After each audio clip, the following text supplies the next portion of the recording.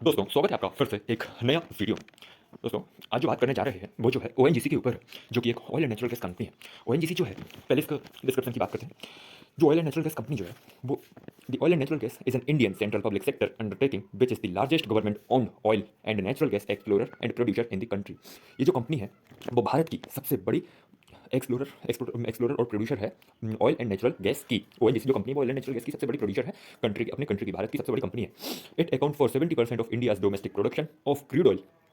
70% भारत का जो domestic production, Bharat का क्रूड ऑयल 70% ओएनजीसी बनाती है, और लगभग 84% ऑफ नेचुरल गैस, और लगभग 84% 84% नेचुरल गैस को प्रोड्यूस करती है।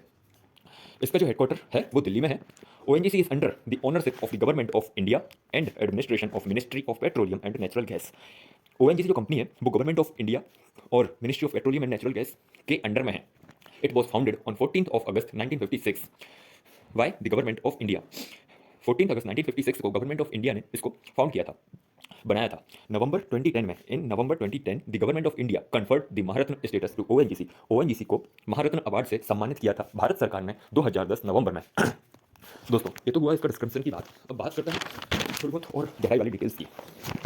तो दोस्तों आज के मुताबिक देखा जाए तो now today on 31st of December the company is trading at a high of 2.73% which is 6.35 in rupees. The share price of a company is increased up to 238.90।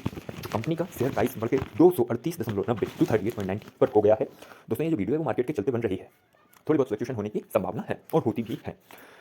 अब बात करते हैं मार्केट कैप की।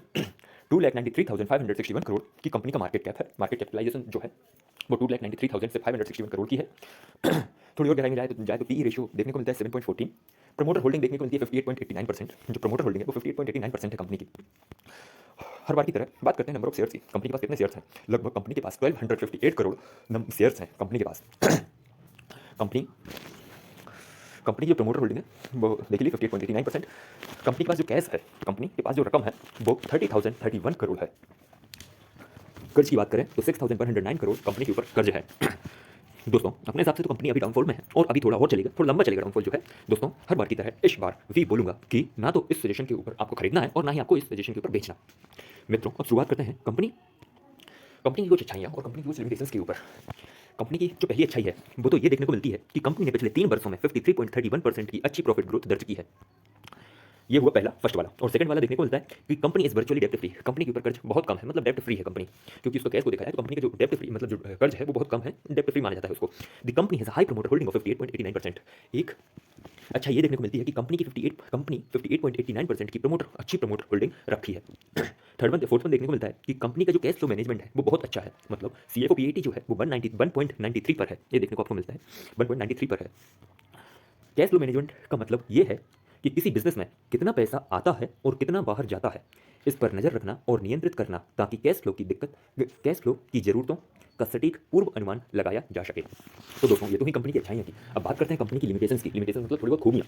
तो ऐसी कुछ खास खूबी तो देखने को मिलती नहीं है, लेकिन थोड़ा सा और गहराई में जाने की मैंने कोशिश की तो कंपनी की लगभग ऐसी कुछ खास नहीं है, लेकिन देखने को मिलती है कि एनवायरमेंटल इशूज़ है, मतलब जो एनवायरमेंटल इशूज़ है वो कंपनी को थोड़ा सा फेस करना पड़ रहा है। तो ONGC faces environmental issue such as air emission, soil and ground water contamination and oil spills. जो ओएनजीसी है वो इन सब चीज़ों को फेस कर रही है। एयर एमिशन, वायु प्रदूषण, वायु और जो जमीन का जो सॉइल है, ग्राउंड वाटर कंटेमिनेशन है और ऑयल स्पिल्स है।